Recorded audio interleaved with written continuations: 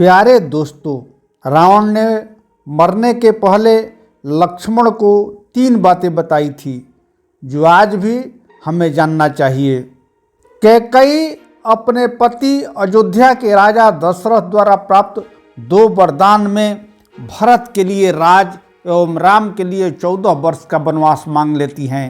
राम अपने भाई लक्ष्मण एवं सीता के साथ वन गमन करते हैं। वन में रावण की बहन शूर्पणखा लक्ष्मण पर मोहित हो जाती हैं। लक्ष्मण उसका नाक काटकर भगा देते हैं। वह रोती बिलखती अपने भाई लंकापति रावण के पास पहुंचती हैं और सारा वृतांत सुनाती है। रावण इसका प्रतिशोध लेने के लिए मरीच को स्वर्ण मृग बनकर सीता की कुटिया के इर्द गिर्द घूमने को कहता है। सीता सुनहरे मृग को देखकर राम से उसे लाने को कहती है। राम सुनहरे मृग का पीछा करते हैं। मृग राम के बाण का शिकार हो जाता है। मरीच अपने असली रूप में आकर चिल्लाता है, हे लक्ष्मण। सीता राम को संकट में जानकर लक्ष्मण को आदेश देती हैं कि आप वन में जाकर अपने भाई राम का मदद करें। लक्ष्मण रेखा खींचकर कहते हैं कि आप इस रेखा के अंदर रहिएगा, इसका उल्लंघन मत कीजिएगा। इधर रावण ब्राह्मण के भेष बनाकर भिक्षा उस रेखा को पार कर देने को कहता है। सीता लक्ष्मण रेखा का उल्लंघन कर रावण को भिक्षा देने आती हैं। रावण सीता का अपहरण कर लंका लेकर चला जाता है और यहीं उसकी उल्टी गिनती शुरू होती है।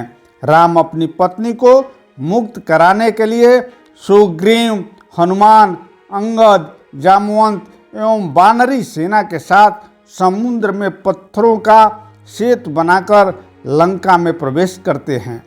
वानरी सेना एवं राक्षसी सेना में भयंकर युद्ध होती हैं। रावण के सारे योद्धा मारे जाते हैं।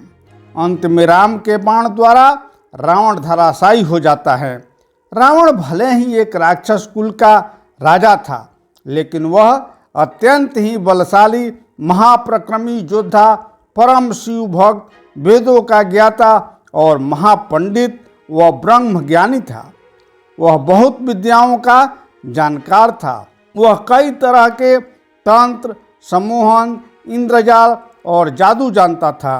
रावण के पास एक ऐसा विमान था जो अन्य किसी के पास नहीं था। प्रभु श्री राम के तीर से जब रावण मरणासन अवस्था में हो गया, तब श्री राम ने लक्ष्मण से उसके पास जाकर शिक्षा लेने को कहा। श्री राम की यह बात सुनकर लक्ष्मण चकित रह गए। भगवान श्री राम ने लक्ष्मण से कहा कि संसार में नीति, राजनीति और शक्ति का महान पंडित रावण अब विदा हो रहा है। तुम उसके पास जाओ और उससे जीवन की कुछ ऐसी शिक्षा ले लो जो और कोई नहीं दे सकता। श्री राम की बात मानकर लक्ष्मण मरणासन अवस्था में पड़े रावण के नज़दीक सिर के पास जाकर खड़े हो गए, लेकिन रावण ने कुछ नहीं कहा। लक्ष्मण ने लौटकर प्रभु श्री राम से कहा कि वे तो कुछ बोलते ही नहीं।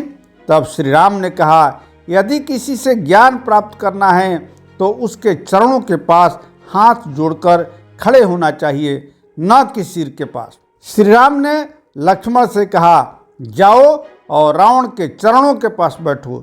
यह बात सुनकर लक्ष्मण इस बार रावण के चरणों में जाकर बैठ गए।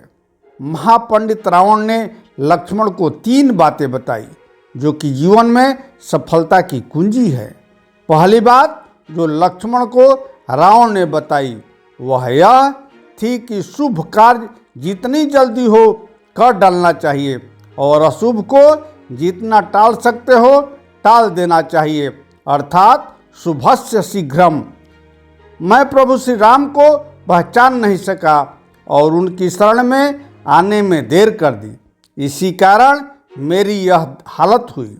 यह मैं पहले ही पहचान लेता तो मेरी यह हालत नहीं होती। दूसरा, शत्रु को कभी छोटा नहीं समझना चाहिए। रावण ने लक्ष्मण को दूसरी शिक्षा यह दी कि अपने प्रतिद्वंदी, अपने शत्रु को कभी भी अपने से छोटा नहीं समझना चाहिए। मैं यह भूल कर गया। मैंने जिन्हें साधारण वानर और भालू समझा। उन्होंने मेरी पूरी सेना को नष्ट कर दिया। महापंडित रावण ने लक्ष्मण से कहा कि मैंने जब ब्रह्मा जी से अमरता का वरदान मांगा था तब मनुष्य और वानर को अतिरिक्त कोई भी मेरा वध न कर सके ऐसा वर मांगा था, क्योंकि मैं मनुष्य और वानर को तुच्छ समझता था। यह मेरी गलती हुई। तीसरी और अंतिम बात रावण ने यह कही कि अपने जीवन के गूढ़ रहस्य स्वजन को भी नहीं बताने चाहिए, क्योंकि रिश्ते और नाते बदलते रहते हैं। जैसे कि विभीषण जब लंका में था तब मेरा शुभेच्छु था, पर श्री राम की शरण में आने के बाद मेरे विनाश का माध्यम बना, क्योंकि वही जानता था कि मेरा प्राण मेरे नाभि में वास करता है, क्योंकि मेरे नाभि में अमृत है। और वह राम को ये रहस्य बता दिया। राम ने मेरे नाभि में ही प्रहार किया और मैं बाण का शिकार हो गया। इसलिए हे लक्ष्मण, इन बातों को अपने जीवन में सदा याद रखना। यदि आपको ये वीडियो अच्छी लगे तो लाइक करें, शेयर करें, और अगर आपने इस चैनल को सब्सक्राइब नहीं किया है तो सब्सक्राइब कर लें। धन्यवाद।